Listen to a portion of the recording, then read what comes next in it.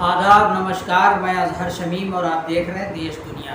दोस्तों, लगता है कि बहुत जल्द मिडिल ईस्ट में एक और मोर्चा खुलने वाला है और इस बार इजराइल की जंग सीधे मिस्र से होगी, इजिप्ट से, और बाद में हो सकता है कि उसमें सऊदी अरब, कुवैत, कतर, लेबनान, जॉर्डन वगैरह भी शामिल हो जाएं। ऐसा मैं इसलिए कह रहा हूँ कि अभी हाल ही में ब्रिटेन के प्राइम मिनिस्टर कीर स्टारमर ने फ़िलिस्तीनी राष्ट्र को मान्यता दे दी है। वहाँ दूतावास भी खुल गया है और आज यूएन जनरल असेंबली की मीटिंग में फ्रांस ने भी मान्यता देने का ऐलान कर दिया है और कुल मिला के अब 162 देशों ने फ़िलिस्तीन को मान्यता दे दी है, जिसमें से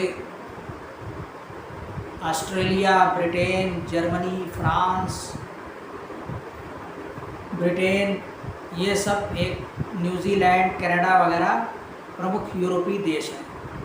तो सिवाय अमेरिका को छोड़कर लगभग सभी ने मान्यता दे दी है।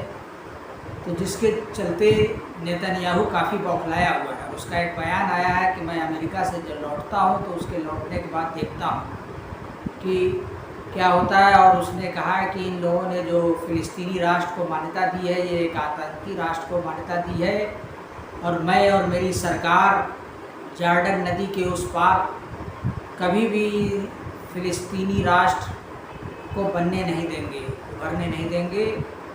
और उसका हमला लगातार गाज़ा पे तेज़ होता चला जा रहा है और उसके D9 बुलडोज़र बचे खुचे मलबे को भी साफ़ कर रहे हैं। ऊंची ऊंची बिल्डिंगें रोज़ हवाई हमले में ध्वस्त की जा रही हैं और रोज़ाना 40-50 आदमी शहीद हो रहे हैं, जिसमें ज़्यादातर औरतें और बच्चे हैं।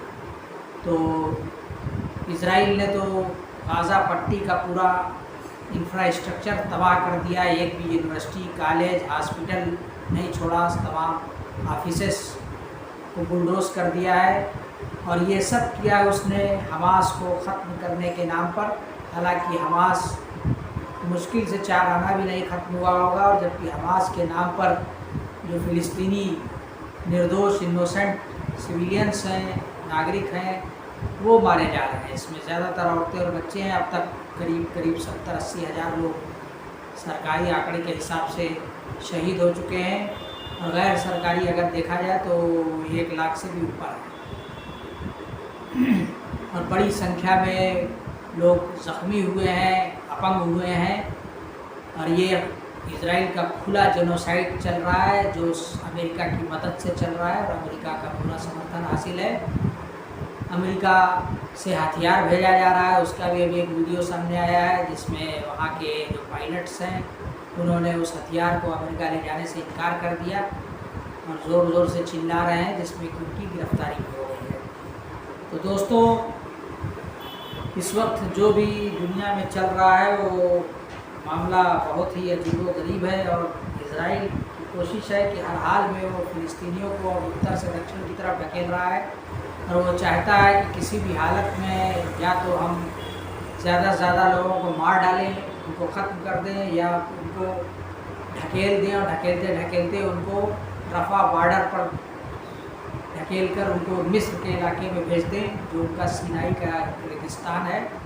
हालांकि अब मिस्र ने भी इस स्थिति को देखते हुए अपनी पूरी फ़ौज सीनाई में लगा दी है, तैनात कर दी है और साफ स्पष्ट शब्दों में कहा है कि हम इस कार्रवाई को कतई बर्दाश्त नहीं करेंगे कि वो बेदखल किए हुए लोगों को, इजराइल डिस्प्लेस्ड पर्सनस को, जो विस्थापित लोग हैं, उनको वो सीनाई के रेगिस्तान में बसाएं।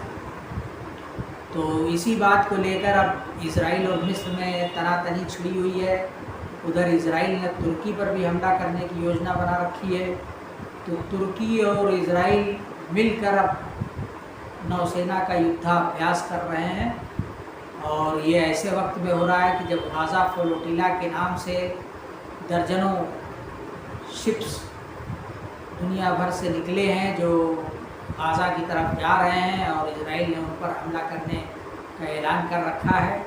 और ऐसे ही मौके पर ये युद्धाभ्यास चल रहा है। तो अब देखते हैं कि वो लोग भी सुरक्षित अपने मुकाम पर पहुंच पाते हैं और गाज़ा के लोगों की, मजबूर लोगों की, परेशान हाल लोगों की कुपोषित बच्चों की मदद कर पाते हैं या नहीं। दोस्तों, आपकी क्या राय है? आप भी ज़रूर अपना कुछ ना कुछ कमेंट इस चैनल पर अवश्य करें, इसको लाइक करें, सब्सक्राइब करें और अगर हमारी प्रोफाइल पर है फेसबुक पर तो इसको फॉलो कर लीजिए। शुक्रिया।